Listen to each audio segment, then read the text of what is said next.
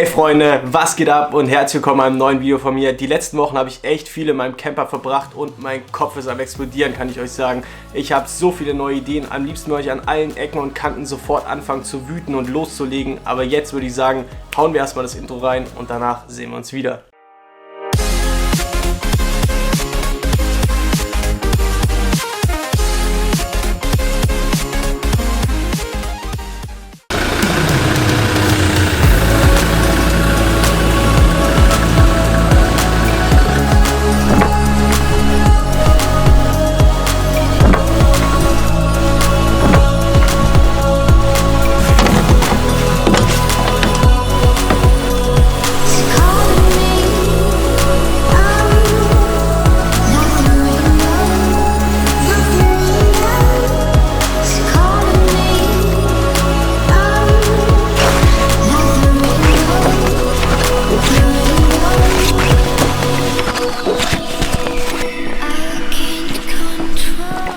So Freunde, herzlich willkommen zurück in dem Video und genau, jetzt werden wir mal klären, worum es in dem Video heute überhaupt geht, weil das habe ich euch ja quasi noch gar nicht verraten, außer ihr habt den Titel gelesen. Wenn man auf so einer Reise war, so 3 Wochen oder sonst irgendwas und dann vor allem im Winter und mit viel Schlamm und am Meer mit Sand und so weiter, dann sieht die Karre danach aus wie Hölle und zwar unten, hinten, drinnen, oben, unten, überall. Und den ersten Tagespunkt, den wir heute machen, ist das Auto ganz kurz einmal auszusaugen und wieder auf Vordermann zu bringen. Weil ich würde euch das allen empfehlen, vor allem wenn ihr irgendwo jetzt im Winter unterwegs seid, haut den Schlamm direkt aus sämtlichen Löchern raus, dass es nicht irgendwo bleibt und anfängt zu rosten. Und vor allem wegen dem ganzen Salz, was überall gestreut wird. Das ist Punkt Nummer 1, was wir tun werden. Punkt Nummer 2.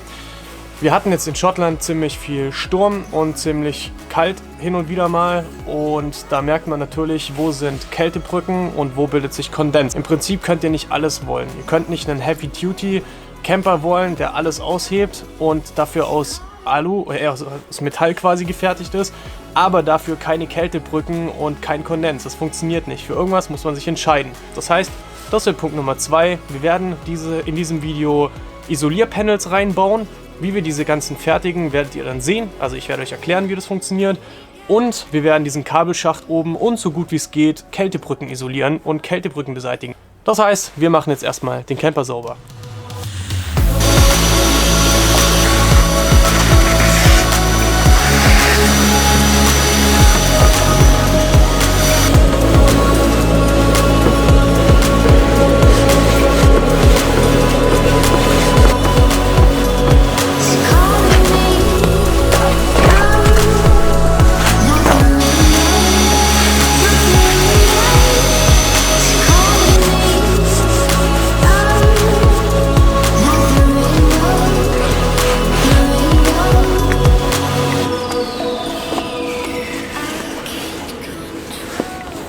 Geil, ich habe ein Twiglet gefunden.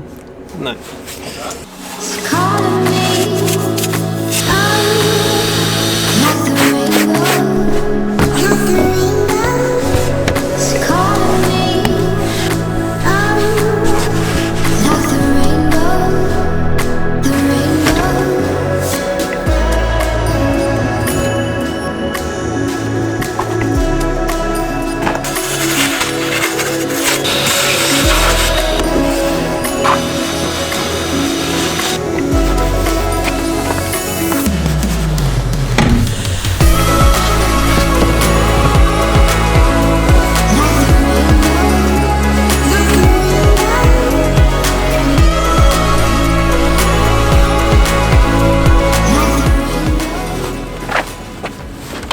So Freunde, Tag Nummer 1 ist vorbei. Wie ihr sehen könnt, es wird langsam schon wieder dunkel. Das Auto ist soweit ist wieder sauber und morgen können wir jetzt weitermachen mit der Isolierung. Dementsprechend, ich packe jetzt hier zusammen, Freunde. Wir sehen uns dann morgen wieder, wenn wir die ganze Karre hinten isolieren.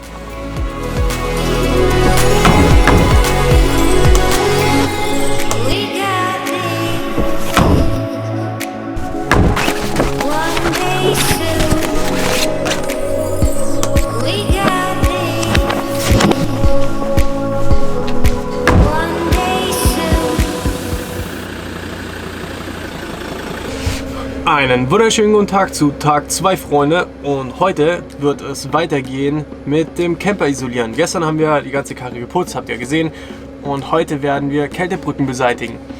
Und zwar, was uns aufgefallen ist, eine, sag ich mal, sehr große Kältebrücke, wo man so auch überhaupt nicht isoliert hat, ist hier dieser komplette Kabelkasten. Ihr habt da hier unten eine komplett große Metallfläche, hier vorne eine komplette Metallfläche und von außen die volle Angriffsfläche für sämtliche Kälte. Und deswegen werden wir jetzt im ersten Schritt diesen Kabelkasten komplett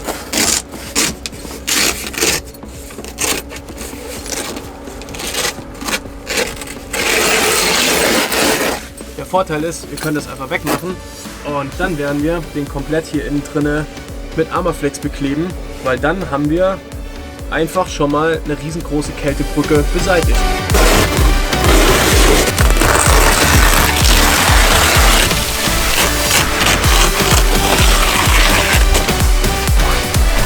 So, die ganzen Teile sind jetzt weg überall und hier hinten.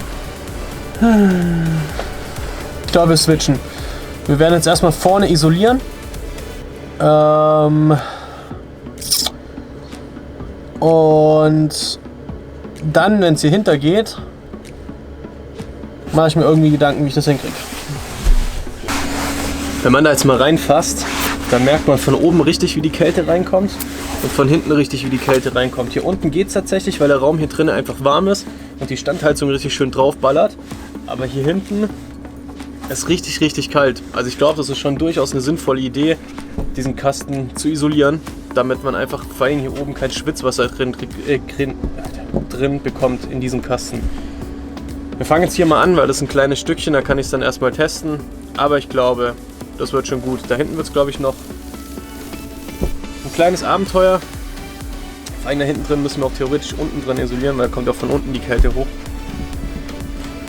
Das wird gut. Man könnte sich natürlich auch überlegen, da hinten, wo man diesen Hohlraum nicht braucht, ob man ihn einfach mit solchen, keine Ahnung, so eine Art Schaumstoff oder sowas auskleidet.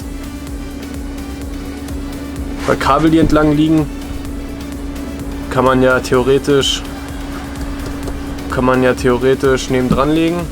Und Schaumstoff hat schon so seine Vorteile. Ich muss ja mal drüber nachdenken, Freunde. Ich glaube, das ist gar nicht so verkehrt.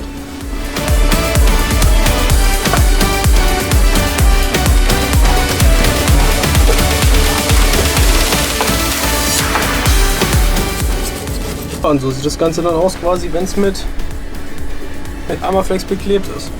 Man merkt schon richtig krass einen Unterschied. Also, das ist schon echt krass.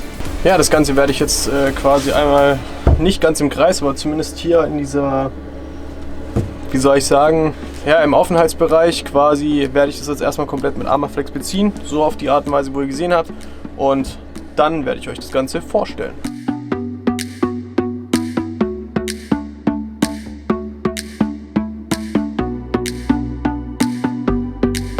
Ausbekleidet, ne? So, also eigentlich auch ziemlich gut. Quasi hier der Holm ausgekleidet mit den Nachtlampen oder den Leselampen. Ja, mühsam, aber weiter geht's. Okidoki, Freunde. Ein Teil ist es verkleidet mit Armaflex und dabei wird es jetzt erstmal auch bleiben, weil am Wochenende fahren wir in die Berge, da hat es Schnee und es ist wirklich kalt und dann kann ich das mal testen. Ich habe jetzt den seitlicher mit Armaflex verkleidet, auch da, wo Handys und so ein Zeug drinnen liegen, wo die Stecker sind, um das anzustecken. Da kann man das dann einfach mal testen. Hier vorne in diesem Kasten drinne werde ich jetzt mal Schaumstoff reinstecken. Mir ist bewusst, dass Schaumstoff sich mit Wasser vollsaugen wird, aber ich möchte es auch erstmal testen. Zum einen kann man den trocknen wieder im Haus, zum anderen, wenn es dann wirklich funktioniert, dann kann ich mir noch überlegen, ob ich ihn mit Armaflex umkleide oder sonst irgendwas, dass es hier auf jeden Fall nicht mit Wasser vollsaugt. Aber das ist mal ein anderes Thema. Ich werde jetzt einfach mal vor allem für euch auch oder für uns alle mal einen Test machen, was am besten funktioniert und vor allem am einfachsten, am entspanntesten, um diese Kabelrinne quasi zu isolieren, dass da nicht so viel Kälte durchkommt. Deswegen lassen wir uns mal überraschen und ihr könnt es dann bei euch so machen, wie es funktioniert. Also holen wir jetzt mal Schaumstoff und schau mal, wie es so werden können.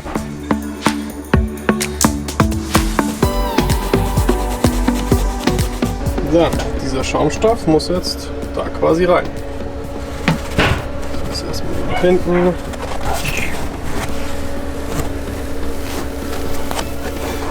hier rein.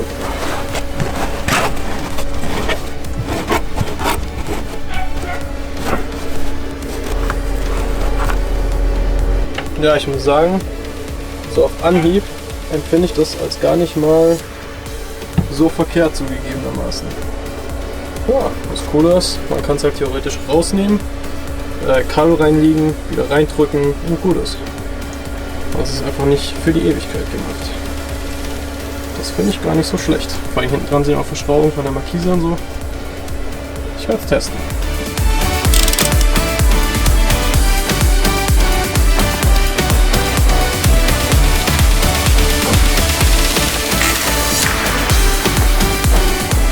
Gerade in solche Ecken da hinten werdet ihr mit Armaflex einfach nicht reinkommen, außer ihr baut die Klappe komplett ab. Und ich möchte das erstmal testen, ob es wirklich funktioniert, bevor ich alles mit Armaflex vollklebe und ja, das da nicht taugt. Aber ihr habt ja den Vorteil, dass ich es teste, und wenn es gut ist, dann könnt ihr es nachmachen. Wenn nicht gut, dann nicht nachmachen.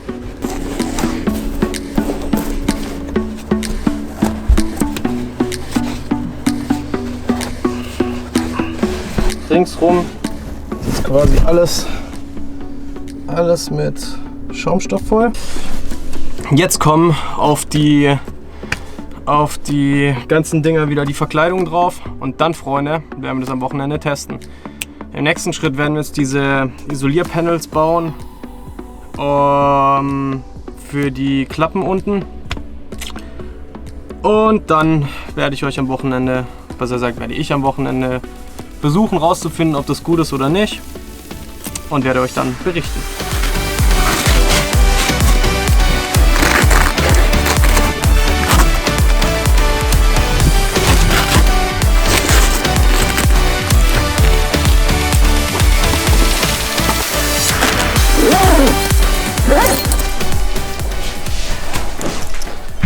Okay, Freunde, wie wir oben diesen Kabelschacht isoliert haben, habt ihr jetzt gesehen.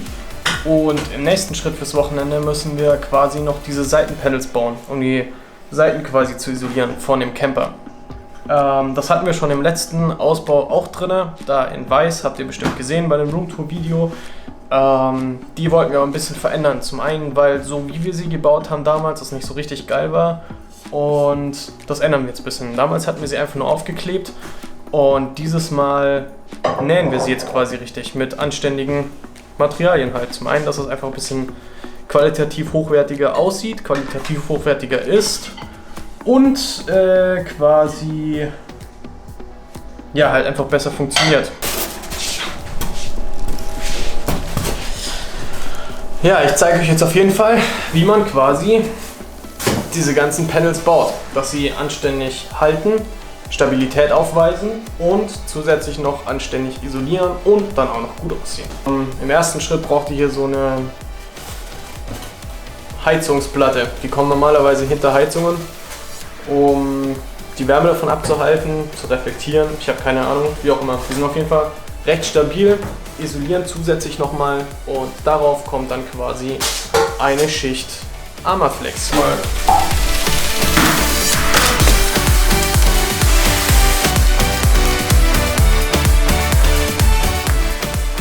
So sieht es im Querschnitt aus quasi, das Heizungsdingens und das Armaflex. Also ist schon richtig schön dick, richtig schön stabil.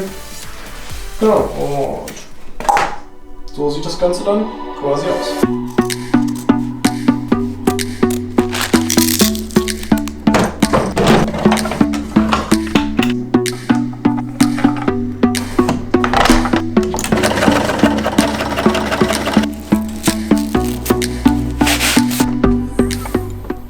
Moin moin Freunde, wir sind jetzt quasi fertig mit diesen Dingers, und jetzt bauen wir die mal gemeinsam ein. Wir haben noch nicht ganz alle fürs Wochenende, aber das wird sich noch ändern. Aber die, wo wir haben, können wir schon mal einbauen, und dann seht ihr es ja dann quasi, wie es aussieht. Wir fangen jetzt mal mit dem größten an.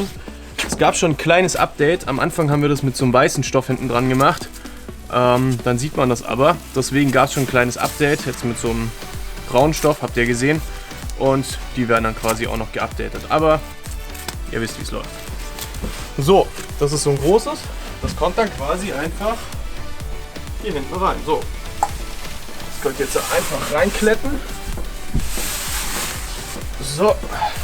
Und diese kleinen Viechers, dafür müssen wir jetzt einmal kurz aufmachen. Weil die kommen nämlich hier hinten dran. Ich mache gerade mal kurz auf.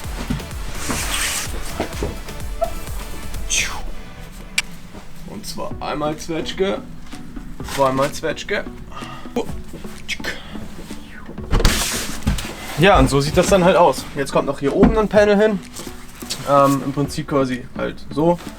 Nur mit der Lampe und alles ausgespart und so weiter. Hier unten kommen noch Panels hin. Das Ganze auf der anderen Seite auch. Und hinten. Und das gucken wir uns jetzt ganz kurz noch gemeinsam an. Okay, an der Tür könnt ihr sehen, auf der linken Seite habe ich es schon reingebaut und auf der rechten Seite ist ja unser Tisch.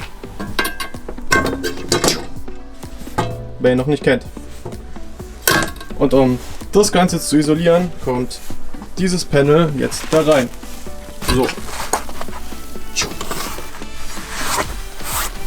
Und wie ihr seht, einheitlich isoliert und man hat trotzdem immer noch einen Tisch. Wir sind so weit, dass die ganzen Isolierpanels drin sind und wir sie quasi mal testen könnten. Und ich finde, es gibt eigentlich fast keinen besseren Ort, als in die Berge zu fahren, wo es richtig schön schneit. Die Wettervorhersage sagt minus 12 Grad für die kommende Nacht.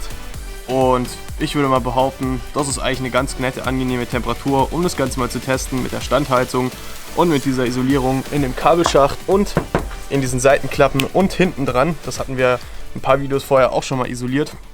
Und deswegen packen wir die ganze Hütte jetzt hier zusammen und fahren gemeinsam mal wieder raus und testen quasi, was wir gebastelt haben.